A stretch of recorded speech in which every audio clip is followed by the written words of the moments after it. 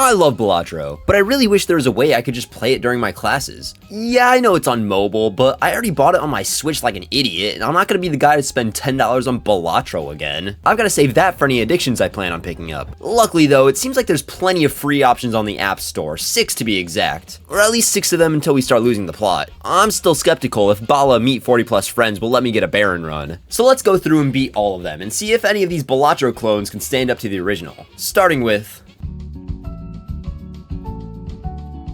our first steaming pile of garbage is Joker Poker, also known as Bala. With a whopping 767 reviews on the App Store, this is by far the biggest Balatro clone. I think this game can perfectly be summed up by this 5-star review given to it. I was on the streets, laying in my cardboard box when someone told me, "Hey, have you heard of Joker Poker Bala?" And I was flabbergasted, utterly stunned by what they had said to me. Nevertheless, I pursued on through the trenches of the App Store and I downloaded the game. As soon as I started playing, my life became 10 times better. I got a job, got a girlfriend, I stopped living on the streets. This game changed my life, let it change yours. Alright, the first thing you'll notice about Bala is that it has the structure of a 2013 iPad game. This looks like something I'd make in my high school web design class, and I spent most of that class playing Roblox basketball. All the menus and UI are extremely basic. When trying to sell a card, it comes up with the low battery notification. Everything's super choppy as well, none of the animations are smooth, sometimes the game will just freeze for a few seconds. Every menu looks like a pop-up ad, which just makes me more surprised that they didn't put ads in this game. I genuinely think they just might not have known how. The second thing you'll notice about Bala is AI. AI's everywhere in this game. I wouldn't be surprised if the numbers on the cards are AI generated. It's literally everywhere. And you better get used to that, because spoilers, I don't think there's any real art in any of these games. I also noticed that the game played pretty slow, but luckily there's a speed slider in the game's Apple settings looking options menu. So in terms of gameplay, yep, it's Balatro. Cards are the same, points are the same, pretty much what you'd expect. Where things get more interesting is with the Joker cards. So for the most part in Bala, most of the Jokers are 1-to-1 with Balatro, with a few minor differences here and there. Instead of planet cards, we have chemistry cards, real creative. Instead of spectral cards, there's energy cards, and instead of tarot cards, we have tarot cards. Okay, they got that one right. Luckily for my build, I didn't go for straight flushes because I don't think I can say this one on YouTube. I think my favorite part of Bala though is the Joker names. There's really no nuance at all with these. Ride the Bus is Face Bypass Joker, Droll Joker is Flush Molt Joker, and Riff Raff is Spawn Joker. Same with the tarot cards as well. Heart, Diamond, Gold tarots, they all just do what they sound like.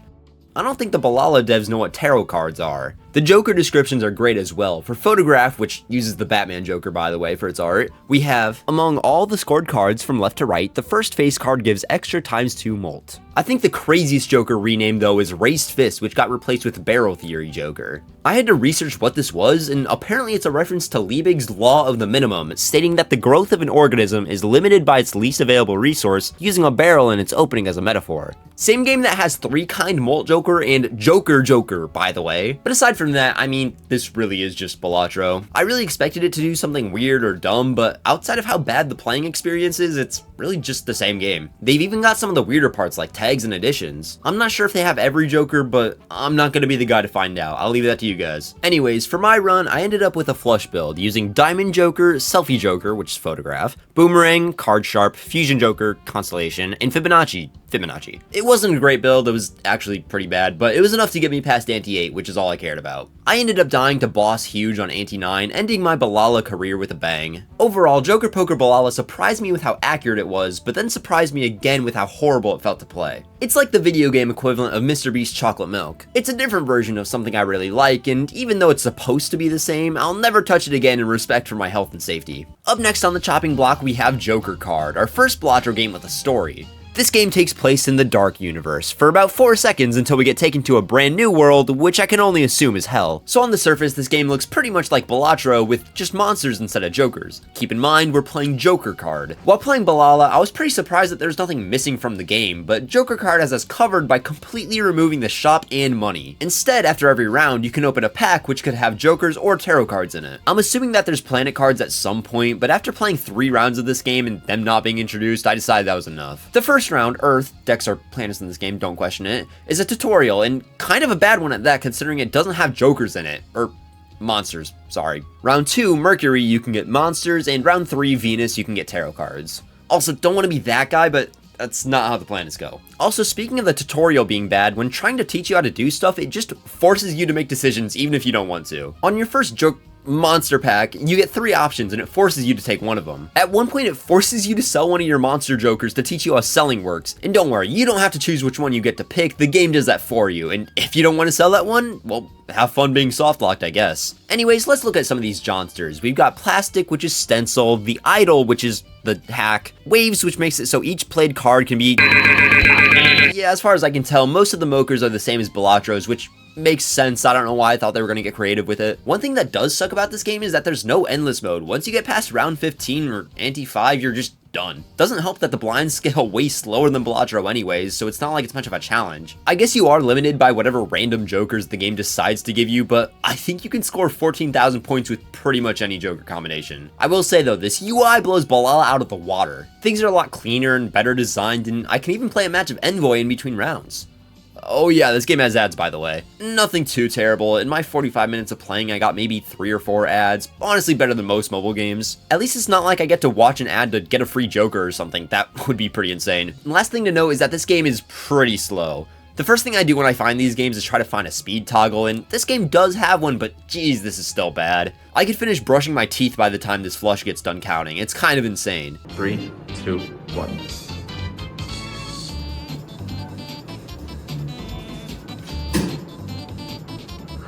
Money in the shop are really important parts of Balatro, and removing those and replacing it with RNG is pretty lame, to be honest. At least I know someone was making money though. When I first saw Holy Sheep, I was pretty skeptical if it was a Balatro clone or not. Clearly I had no reason to worry though, cause yep, this is Balatro. Okay, first off, thank goodness they have widescreen. I don't need my Balatro gameplay to feel like I'm scrolling reels, I do that enough already. You might notice that the whole game is sheep themed, hence the name Holy Sheep. That's 1 point over Joker card already. Also, just a hunch, but I don't think the people who made this game spoke much English. This is deck. Every deck provides you with good effect. Before we get into the game, we have to choose our mark. These are similar to voucher effects, but you get to pick one before you start the game, and only that game. After that, you lose it. Then you have to buy more of them with in-game currency.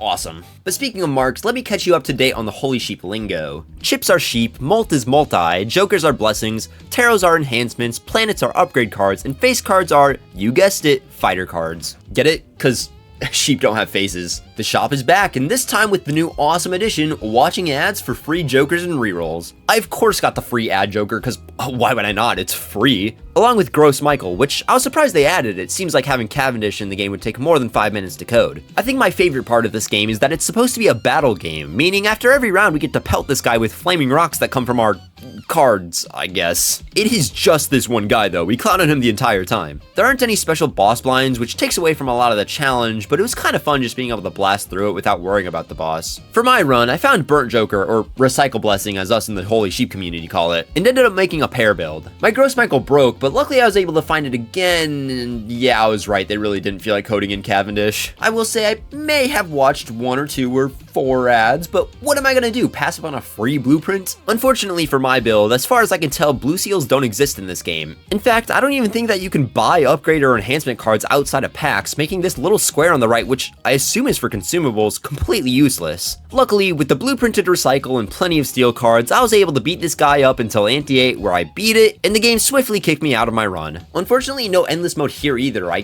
guess they just don't feel like looking up what the required scoring is past Ante 8 in Balatro. Luckily, you can copy your seed. If you guys want to try the one I did, it's...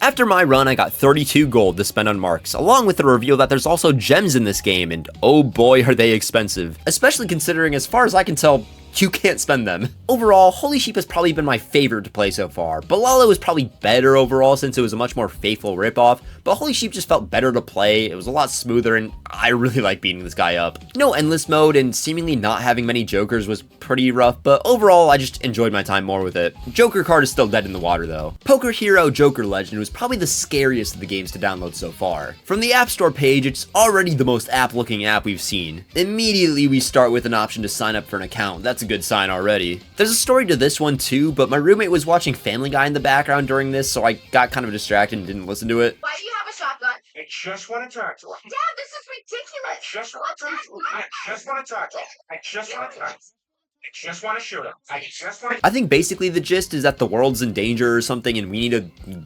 gamble to fix it. I appreciate them asking if we knew what poker hands are. I'm surprised that they put any actual thought into the fact that human beings might play this game. The tutorial starts off insane. We fight an AI bear, already cool, but then the game tells us how lucky we are to pull a pair and forces us to play it. You know, the easiest to pull and lowest scoring non-high card hand in the game that won't do us much against the bear. Then it sees we're one card away from getting a straight flush and tells us, go for it. Look, you gotta make up your mind if you want us to make bad plays by playing whatever garbage hand the game gives us, or if you want us to look for straight flushes every time, even if we don't need it. Good tutorial off the bat, and the game can only get better from here. This is the shop. Get used to this AI girl staring at you because she doesn't go away. In this game, we have heroes instead of jokers. They have a little bit of a unique effect, but we'll get to that point in a bit. Poker Hero brings back the golden feature of being able to watch ads for free jokers, and I've watched like 4 more ads. Look, as much as I want to make fun of this, I'm clearly part of the problem. I do appreciate how fast and smooth this game runs. I really never had any issues with it. Honestly, surprisingly to me, this was a pretty decently faithful remake of Balatro. All the core components are here, just with a nice AI sheen over it. One of my favorite parts about these Balatro clones is when they copy a joker exactly and then have to switch the name of it. In Balatro, the walkie-talkie is 10 chips and 4 molts on 10s and 4s, because, you know, 10-4. In this game, they have the exact same joker, but it's the swordsman instead. Because, you know, swords. Once again, there's no endless, it ends at ante 5, and there's also no boss blinds in this game either. But once you beat the game, you get the biggest reveal. It was Clash Royale all along. I thought the fonts and style were kind of similar at first, but yeah, no, this is just Clash. And in that vein, you can also level up your cards in this game. Every hero has a base amount of chips or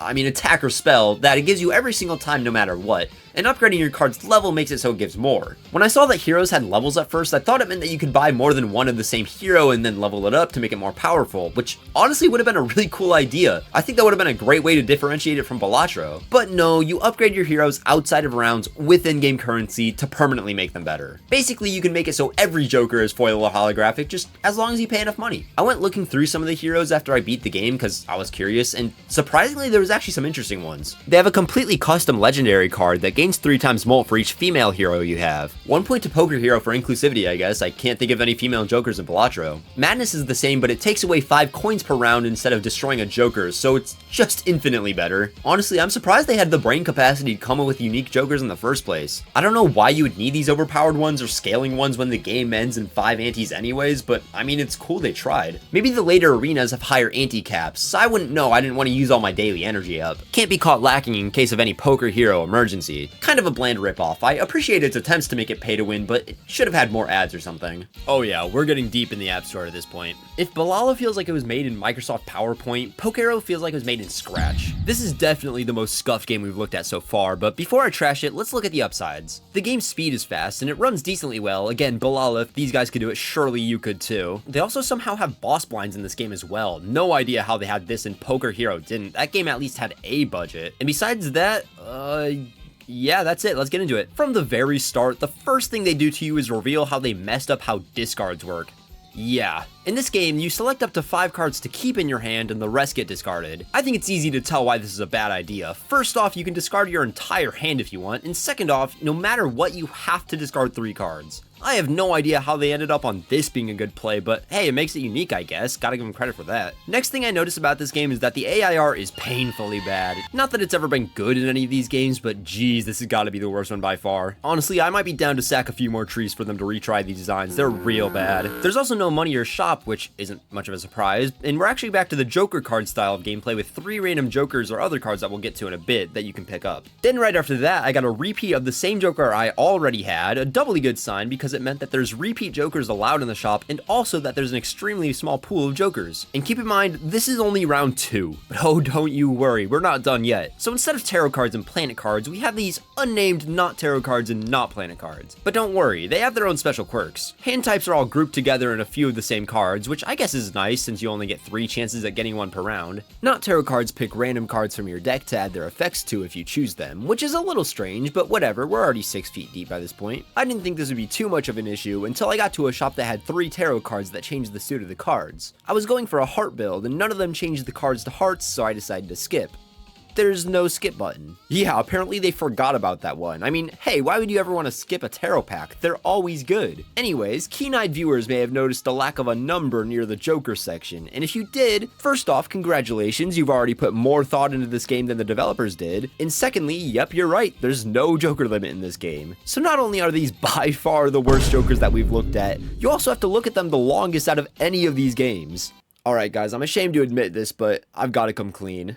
This was unfortunately the first game that I died in. Look, it's a hard game, okay? I swear I'm good at Balatro. I mean, look, I've literally gotten the highest score. I can't be that bad. Anyways, my next game I was able to win pretty swiftly after getting 2 sock and buskins, a smiley face, and some other random garbage I had to take. I actually thought I went into endless mode at first after this, but it was actually just because this game doesn't have a menu. Yeah, I think that's enough of Pokeo for now. Look, you tried your best, but unfortunately your best was utter slop. Easily the worst clone so far. Well, we've come a long way, but we finally made it to the last Balatro clone that I could find, Joker Poker Baltro Mobile. Unfortunately, some of my early footage of this game corrupted, so if there was any story in the beginning of it, then I completely missed it. I'll just assume we're a guy who loves 2 things, killing dragons and playing poker. And lucky for us, we get to do both. My footage stopped corrupting around halfway through the first round, but the game, glitched out and killed me, so we'll just not count the first game. Alright, Joker Poker Baltro. We start off strong by facing that 1 assist trophy from Smash Bros, and all we have to do is pay the cheap price of 2 lightning.